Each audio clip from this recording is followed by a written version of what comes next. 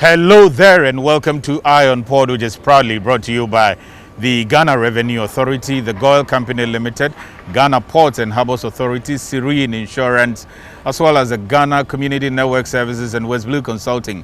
The media partner is the Business and Financial Times. And people, this week we are continuing our conversation, the one we began last week, looking at the directive from His Excellency the President of the Republic, asking all state institutions to prioritize locally assembled vehicles, that if they want to procure any vehicle, they should look at locally assembled vehicles first.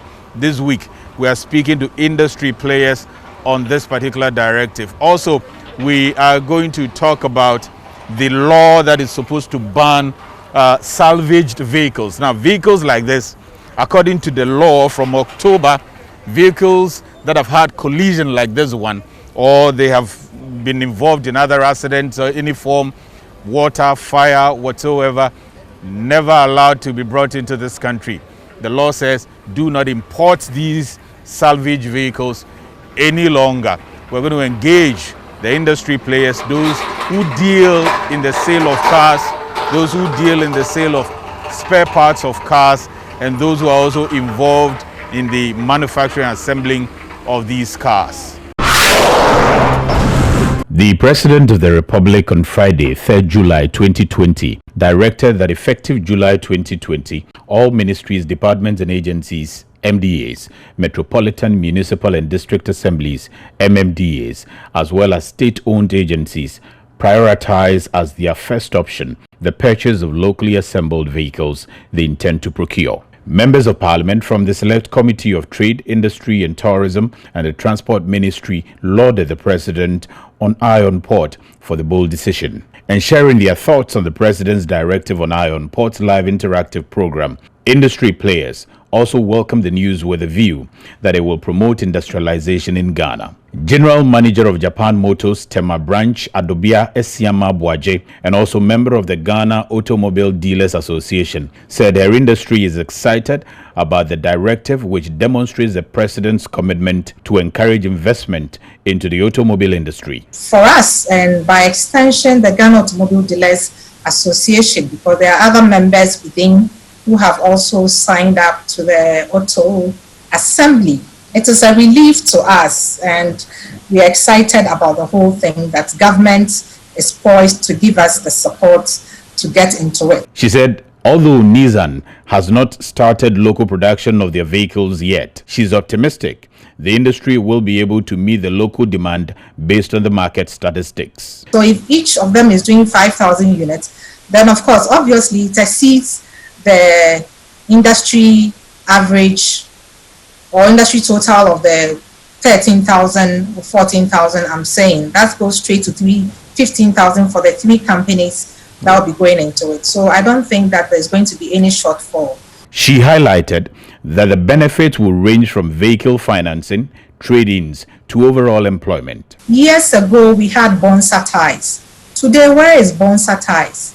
Yeah. The rubber plants are harvested and the raw product is sent out there. The ties are made, imported back into Ghana at a cost. And so if we are going to do the auto assembly, then this is also an opportunity where our raw materials can be put to use. And some of these companies that have gone, I don't want to use the word extinct, but then they would have an opportunity to be revamped. Clement Boateng, co-chairman of Abosuo Kang Spare Parts Dealers Association and acting first vice president of Ghana Union of Traders Association, GUTA, said the directive has paved the way for his members to reconsider opportunities of venturing into manufacturing of basic spare parts in Ghana. The rubbers, wipers, all those things, we can start the manufacturing here with assistance from the Ministry of Trade, and we were assured, because we don't have the finances, to procure those, machines to go into that production. But they assured us that the government can, support us. Nana Edujemfi, CEO of Najaf Autos, said he believes the President's directive will help fortify the economic fundamentals of the nation. Well, what the government is doing is right. Save foreign money or foreign exchange, which could have been used to import these cars into the country. He added that growing the local manufacturing base of vehicles will ensure the availability of cars which are in good condition on the market to protect the lives of the citizens, but urged that manufacturers consider favorable payment terms for consumers. If we are able to do business with the companies selling those new buses, because those old buses we import from abroad are the causes of the major accidents on the roads. The general manager of Tema branch of Japan Motors explained that there is effective collaboration with the Ghana Standards Authority to ensure that quality is assured on all vehicles that will be manufactured in Ghana. I know Ghana Standards Authority has started working on our standards. One thing I have seen is the homologation. Yes. That's done for the assemblers. Meanwhile, sharing their thoughts on the law banning salvaged and overaged vehicles, the first vice chairman of GUTA and co-chairman of the Abosokan spare parts dealers revealed that his outfit was instrumental in coming to such a conclusion. So we did the framework upon which this government policy. You were fully involved? Yes, I was fully involved. He said they took lessons from neighboring African countries like Cote d'Ivoire, which does not accept a vehicle of over 5 years of age for taxis, and Kenya, which does not accept for all purposes vehicles that are above 8 years old, and Morocco, which does not accept for all purposes vehicles that are above 5 years of age. Cote d'Ivoire is currently doing 5 years for vehicles that are used for taxis. Buses. Buses, they are doing 7 years. Okay. They are doing 7 years. Then if you go to trucks between 5 tons and 10 tons, they are doing 10 years. Okay. If you go to Kenya, currently, Kenya is doing 8 years. If you go to Morocco, Morocco is doing 5 years. He expressed the conviction that the law will not push people out of jobs, but rather provide new opportunities. It doesn't throw you out of business. Assuming maybe they said they banned second-hand cars, then you can say it is going to put a lot of people out of business. But 1 to 10, you can still bring it. Clement Boateng said his association is currently partnering with the police to weed out recalcitrant spare parts dealers from the market. He also admitted that some salvage cars that are imported into Ghana are not roadworthy. But the GUTA first vice chair was also quick to admit that the law did not define salvage clearly to encourage compliance. Once that definition of physically damaged is there, then it means when it is the accident is small and even a bumper is damaged, still physically damaged. It's still physically damaged. Yes. And which means you cannot bring those vehicles in. And the stakeholders think that part of the law is not fair. Nana Edujemfi, however, requested that the law should limit the definition of salvage vehicles to only those that do not have clean title. If the car is involved in a collision affecting the bumper or the bonnet with slight dents on it, then we can bring them. We have to make sure we obtain clean title over there and bring them here and be able to clear them and sell them. Adobia Esiama Abuaje described most of such salvage vehicles as waste and expressed excitement about the law to ban them. I am happy about it, and I think it's about time we take the bull by the horn and deal with issues straightforward and stop this thing of there's an avenue here, there's a leeway here, there is an alternative here. She advocated that there should be no window to compromise the nature of salvage cars that are allowed into the country. So it does appear that the stakeholders are ready for these laws and these directives, and almost everybody is thinking towards having a country where we have a very sanitized environment when it comes to our transportation system. However, some of the teething issues they have raised in there, they hope they are resolved. So moving on, our number one sponsor and the foremost oil marketing company we have in this country, it's the best and indigenous oil marketing company we have. GOIL has introduced a digitized payment system for their fuels and fuel products at the various stations. This is when you can use your GH Link card to buy fuel or buy any fuel product from GOIL stations. GOIL, Ghana's foremost oil marketing company and the leader in the downstream petroleum industry in Ghana, has once again made another giant leap to be the only and first among over 80 oil marketing companies to commence a digitized payment system with GH Link to allow GOIL customers and anyone use the GH Link card to purchase GOIL fuel and other products at any fuel station across Ghana. GOIL said it began with the GOIL Advantage card, which metamorphosed into the Go card. However, unlike organizations who could make payment onto the Go card through checks and money transfers from their banks, individuals had to visit some selected stations, mainly in Accra, to load money onto their Go card before they could purchase fuel with their Go card. Hence, to attract private individuals both in the banking and non-banking sector, GOIL had to integrate their payment system with that of the national payment platform called GH Link, which is managed by the Ghana Interbank Payment and Settlement Systems (GIPS), a company mandated by Bank of Ghana to facilitate interbank transfers. Board Chairman of GOIL, Kwame Bartels, said the new payment system for GOIL fuel and other products will be convenient for clients and falls in line with the national digitization agenda. This product is our equivalent of MasterCard or Visa card. We are therefore proud to be part of it, and most importantly, to be the first among over 80 oil marketing companies in Ghana to be connected to this Ghana Link project. Chief Operating Officer of GOIL, Alex Adziu, speaking on behalf of the Group CEO and Managing Director of GOIL, Kwame Osei-Prempeh, said GOIL is gradually moving towards a cashless system of purchasing its product and lauded the GH Link platform as a seamless and efficient platform for engaging in interbank transactions. The need to eliminate the use of physical money at our service stations is of utmost importance now than ever. Digital payment for goods and services is convenient and must be encouraged. GOIL consequently intends to pursue vigorously the churning out of more fintech products, which we believe will help eliminate entirely the use of physical money at our stations. Head of IT at GOIL, Anthony Chumesi, said the GH Link payment system is an additional efficient and convenient payment option for the GOIL customer aside the GOIL Advantage or the Go card. It is also safer than cash, simple and convenient to use at our service stations, as you will soon witness.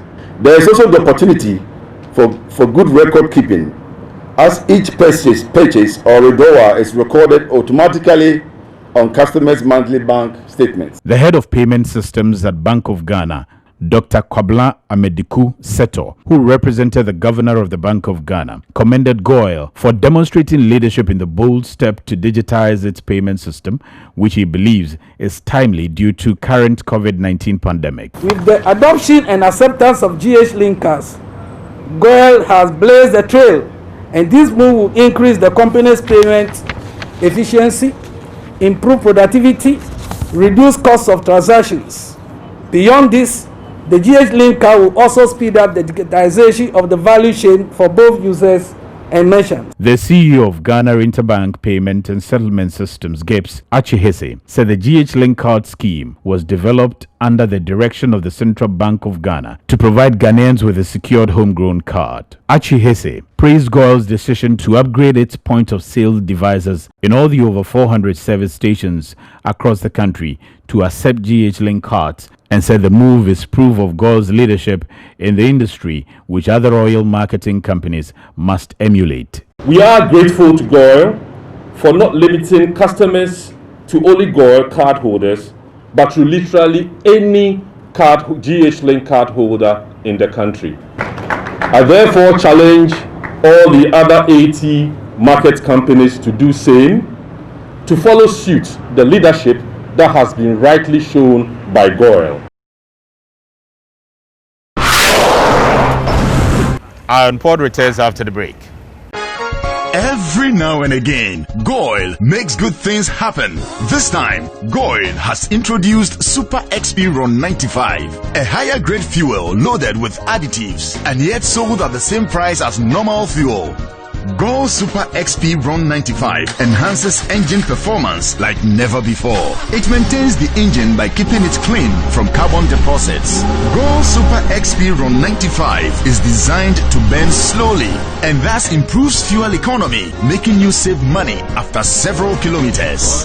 GOIL Super XP Ron 95 gives you a smooth driving experience, that is, less vibrations. Fill up with GOIL Super XP Ron 95. Now there's no need to pay more for any higher grade fuel. GOIL has that sorted. GOIL, good energy. Electricity, then pay your taxes. Our taxes, our future.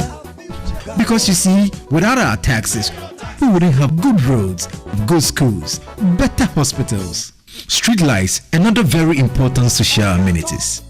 When we pay our taxes, we give our children free and quality education. Talga, my money too small. Why should I pay my tax? Look, small. Salifo, it doesn't matter how small or big your business or income is. You still have to pay your taxes. The little taxes from each and every one of us, when put together, could give your community clean water or that deprived school with tables and chairs. Please pay your taxes. It is your responsibility. It is your civic duty. It is the law. Oh, how are you? Hi Yvonne, a few words please. Everyone is talking about the fire at your production house last week. How are you holding up? Has production stalled? No, not at all. My crew and everyone on my set is perfectly fine because I insure with Serene Insurance. As a matter of fact, I've had all my equipment replaced, including the vehicles that were affected. My workers have been sorted out. Even my production downtime has been covered. So it's all good. I have a meeting to attend to, so I have to get going. Sorry about that. Which insurance company did you mention? Serene Insurance, the new face of insurance, a member of First Sky Group. Welcome back from the break. You're still watching Eye on Port, and next up are some other local news around the port industry.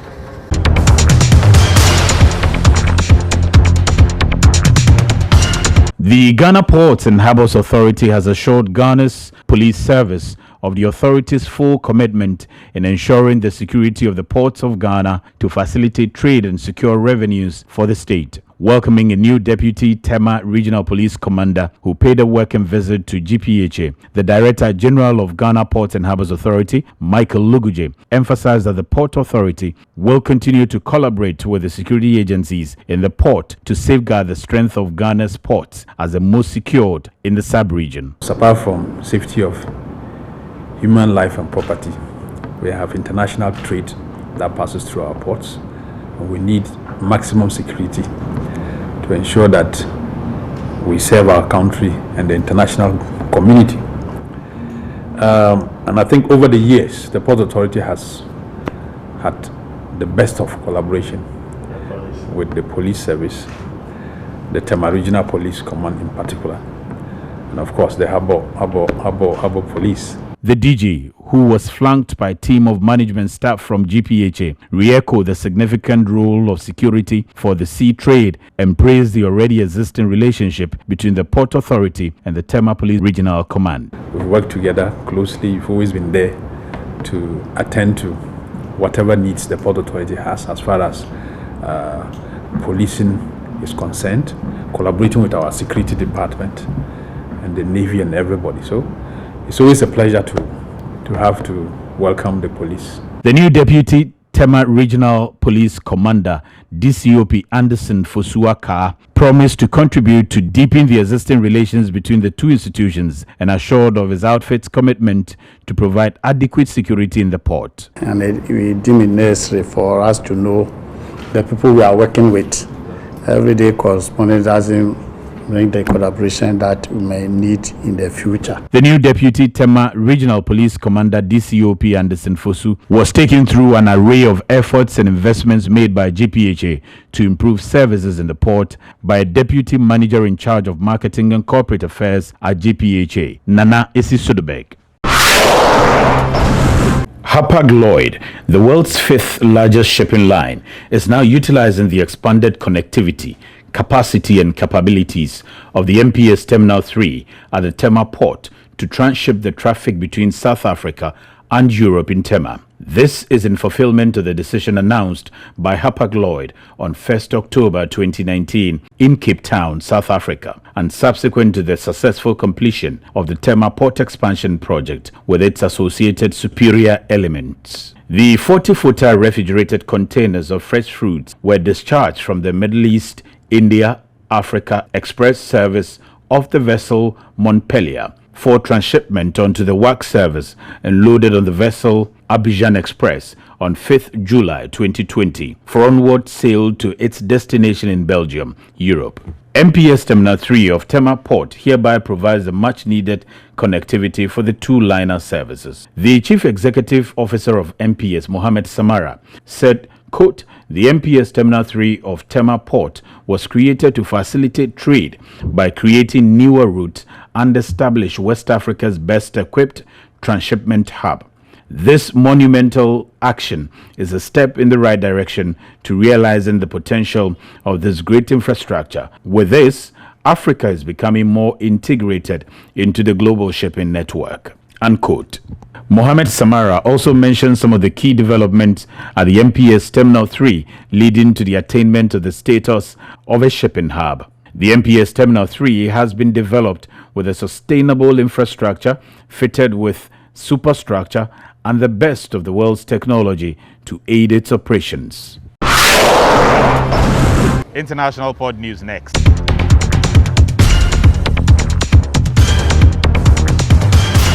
The Liberian Ship Registry has appointed Dallas Smith as the Director of LNG and Offshore Technology and General Manager of the Liberian International Ship and Corporate Registry's LISCAR New Houston office. The registry said Smith's LNG expertise will set Liberia apart from other flag states. Smith brings to his new role over 20 years of experience as an officer in the United States Coast Guard, USCG. Before his retirement last month, Smith was head of the USCG Liquefied Gas National Center of Expertise.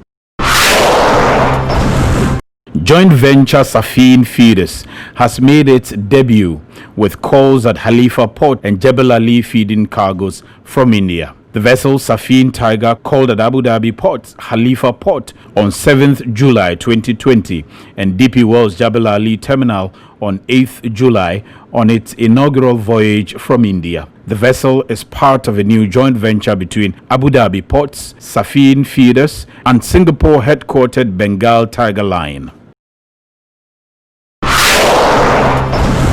Now, schedules of the vessels that are at anchorage, those that are seated at the port and those expected in the coming week, plus the Bank of Ghana exchange rate next.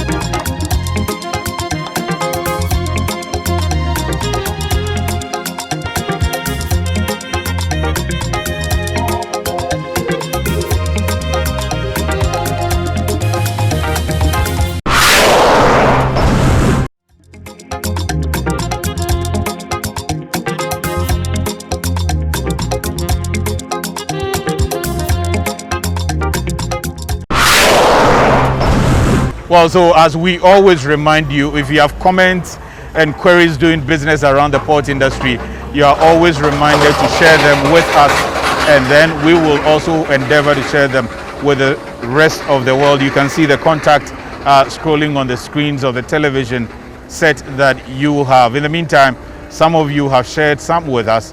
Here are they. Jeff from Tema says, please ask how much a new salon car would cost after being manufactured in Ghana. Well, Jeff, the manufacturing companies say the price will be determined and published when the production is done, since the vehicles differ in models and brands. So there will not be a standard price for all, but they are definitely going to be cheaper than those that are currently imported. Ohima from Tema says, great program, but the stakeholders are just assuming nobody will lose business without taking active steps to educate their people or have a clear plans of taking advantage of the directive.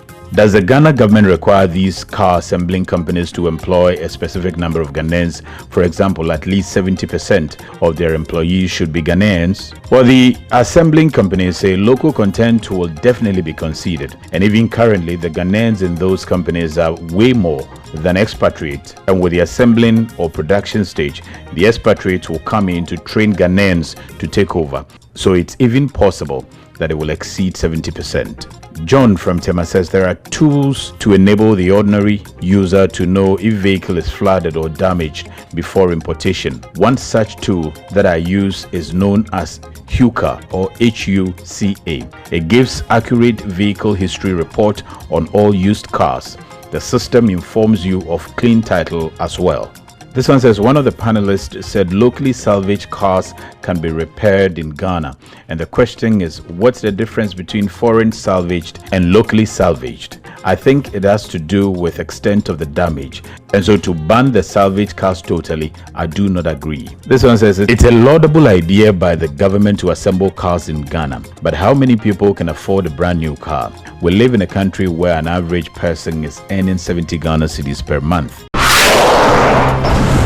Well, so it is our hope that all the nitty-gritties around the law that's banning the salvaged vehicles will be addressed, so that should the enforcement commence 30th of October, everybody will be able to comply. Thank you for watching this program. Thanks a lot to the executive producers, Mrs. A.C. Soderberg, Mrs. Esther Jebidonko, the entire team who made the production possible. Joe Apia produced the program, also Godwin Kabute, William Abekukina, and all the rest. Thanks for watching.